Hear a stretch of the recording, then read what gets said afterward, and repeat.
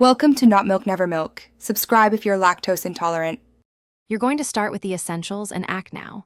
Open Settings and confirm Gboard is the default keyboard so Android sends input to the right app. Once that's set, open Play Store and update Gboard. Updates fix many bugs.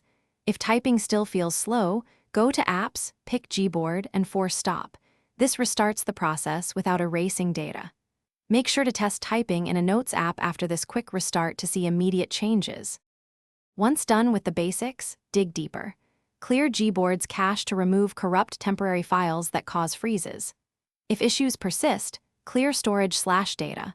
But note this erases personalized data and learned words, so consider exporting phrases first if needed. Make sure keyboard permissions like microphone and storage are granted. Missing permissions can break voice typing and clipboard access. Also verify system updates. Sometimes Android fixes keyboard APIs. Finally, test in safe mode to rule out third-party app conflicts before reinstalling. You're near the finish line. Uninstall and reinstall Gboard to replace any corrupted app files and refresh permissions. After reinstalling, reboot your phone to ensure services restart cleanly, then test typing, autocorrect, gesture typing, and voice input. If problems remain, switch temporarily to an alternative keyboard to keep working while you investigate.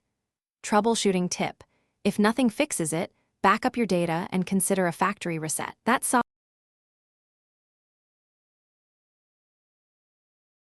Thanks for watching. If this was helpful, leave a like and consider subscribing. See you next time.